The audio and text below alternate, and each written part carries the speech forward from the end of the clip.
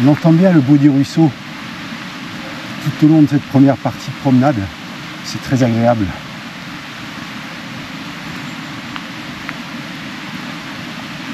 Alors oui, certains vont dire, elles sont pas très longues ces balades. Et tu nous emmènes pas sur des sorties vélo. Alors non, je vous explique rapidement. J'ai été victime d'un grave accident. Il y a de ça maintenant 7 mois, hein, c'était au mois de juillet 2024. Un accident de vélo. Alors que je descendais le col du Donon, un arbre m'est tombé sur la tête, sur le casque. Ensuite, a tapé mes deux bras, a cassé le cadre de mon vélo. Autant vous dire que sous le choc, j'ai été assommé. Quand je me suis réveillé, je me suis retourné, j'ai vu un arbre au milieu de la route. Et puis, j'étais en sang, évidemment.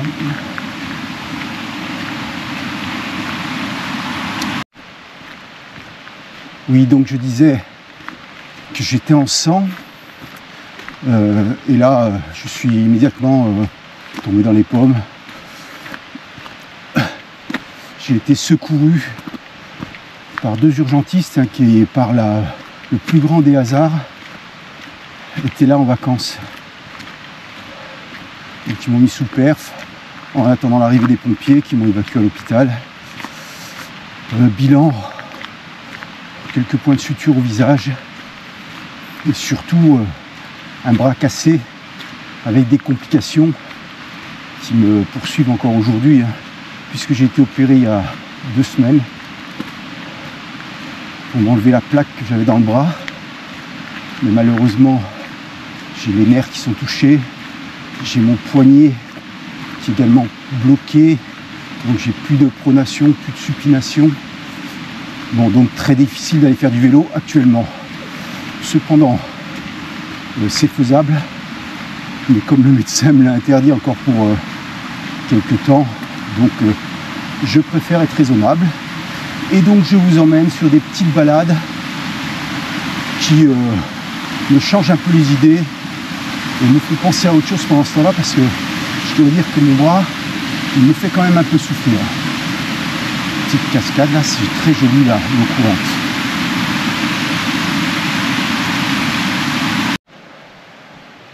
Ah, c'est magnifique. Le soleil à travers les arbres. Je ne sais pas ce que ça donne avec la GoPro, mais c'est vraiment très joli à l'œil nu.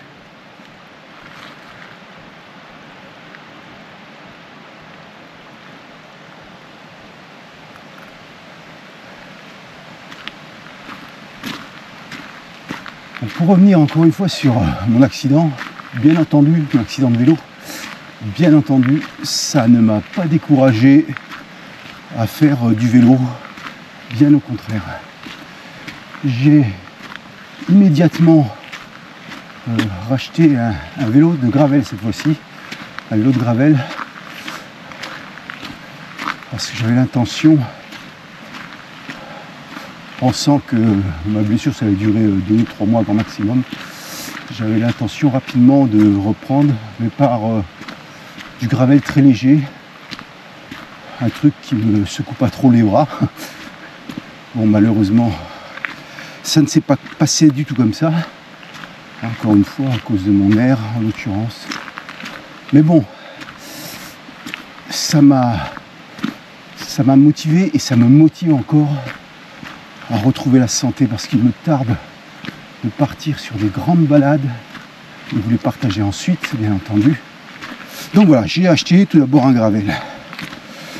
Ensuite, voyant que l'assureur rechignait à me rembourser de mon accident, donc ils m'ont remboursé mon vélo, hein, qui en l'occurrence était aux alentours de 3500 €.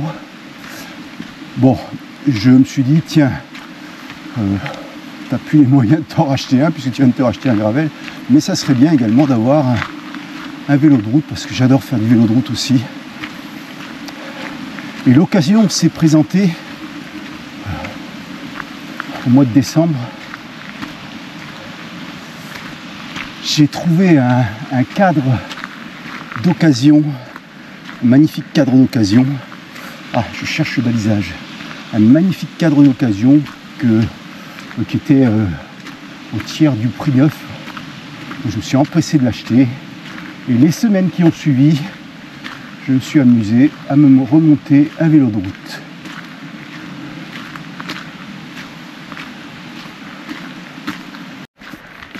Alors cette fois-ci, on a laissé le ruisseau un peu plus bas. On a pris un chemin sur la gauche qui fait un 180 degrés, mais qui passe au-dessus du chemin que l'on a pris précédemment. Donc j'essaie de vous montrer. Hop, là voilà, il est juste en dessous. Voilà. Et nous, on commence à revenir sur nos pas, mais en passant au-dessus.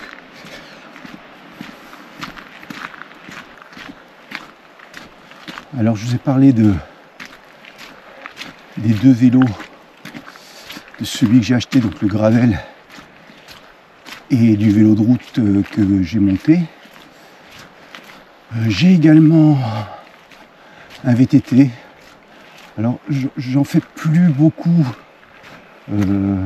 Voilà, en fait, je trouve que ça secoue beaucoup.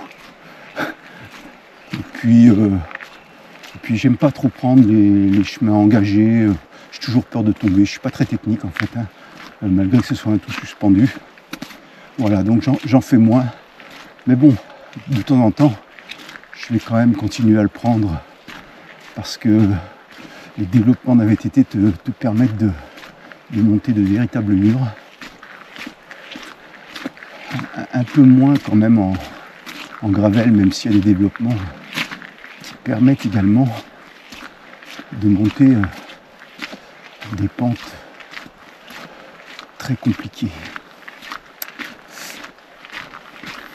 Et puis enfin, pour finir sur les vélos, alors oui, j'ai un vieux Décathlon qui a une vingtaine d'années, que j'adore hein, d'ailleurs, avec des roues de 26 pouces, que j'utilise de moins en moins souvent, mais que je prête aux membres de ma famille quand ils veulent bien m'accompagner.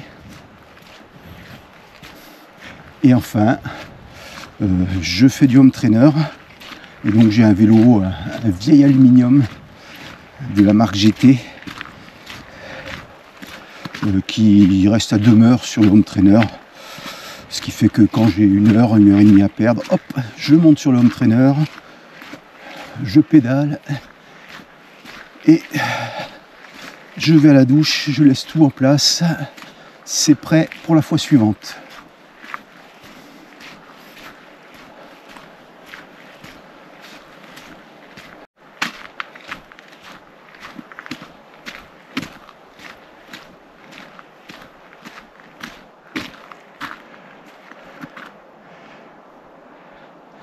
Tout droit au fond,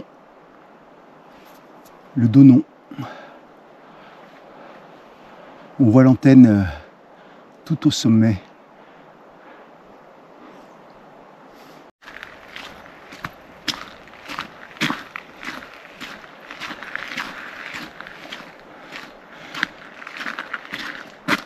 Voilà, on aperçoit les maisons du Mukenbar.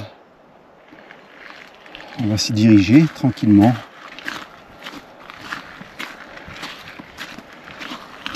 Le coin est magnifique.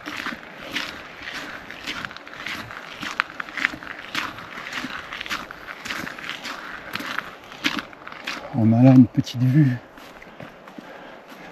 sur les sommets environnants.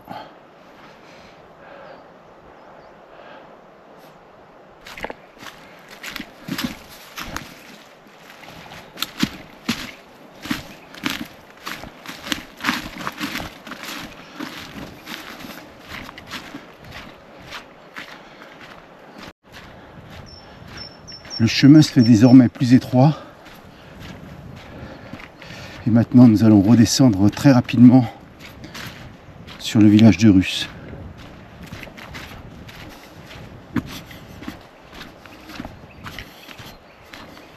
Alors, depuis le Mukenbar, on suit le balisage du club vosgien, c'est-à-dire les ronds rouges. Et ils vont nous amener jusqu'en bas, jusqu'à Russe. Donc, c'est très bien indiqué. à chaque intersection ou à chaque endroit un peu délicat, vous retrouverez ces ronds rouges.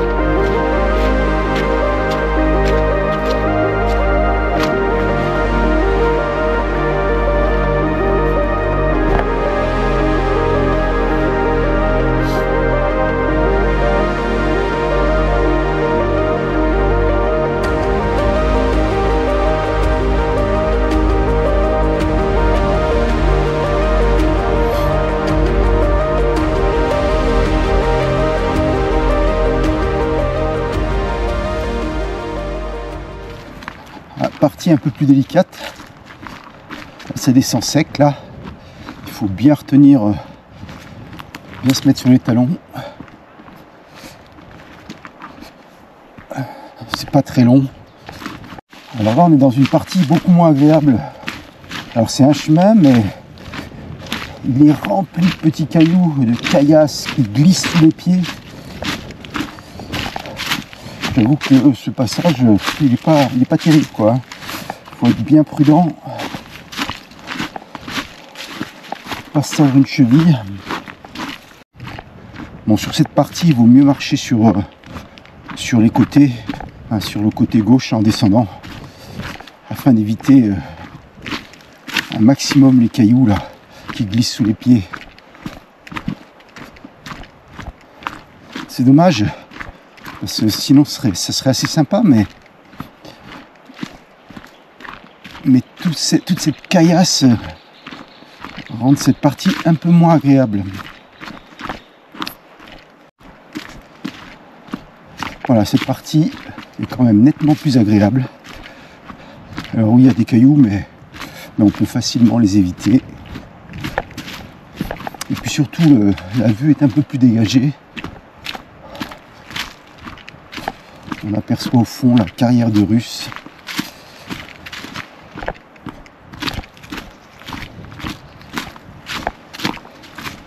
Et là, tout en bas, on ne l'aperçoit pas encore.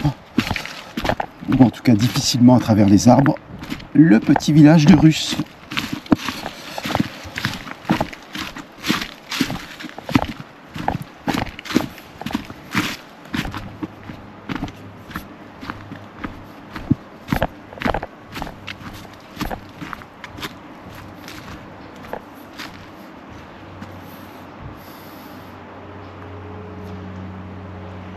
Les maisons en face, ce sont les maisons de Herschbar.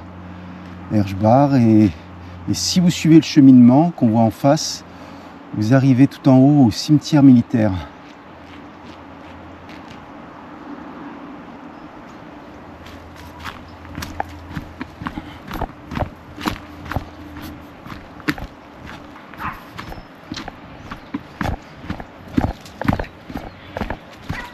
Voilà, encore une centaine de mètres avant de rejoindre la petite route du village que l'on avait pris au tout début.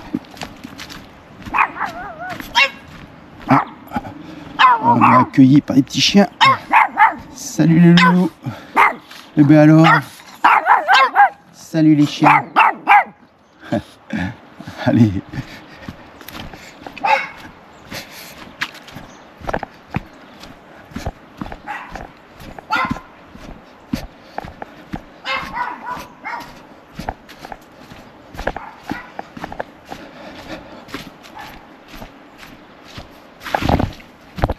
Là, petite glissade. Ça serait dommage de tomber avant d'arriver sur la route. Et voilà.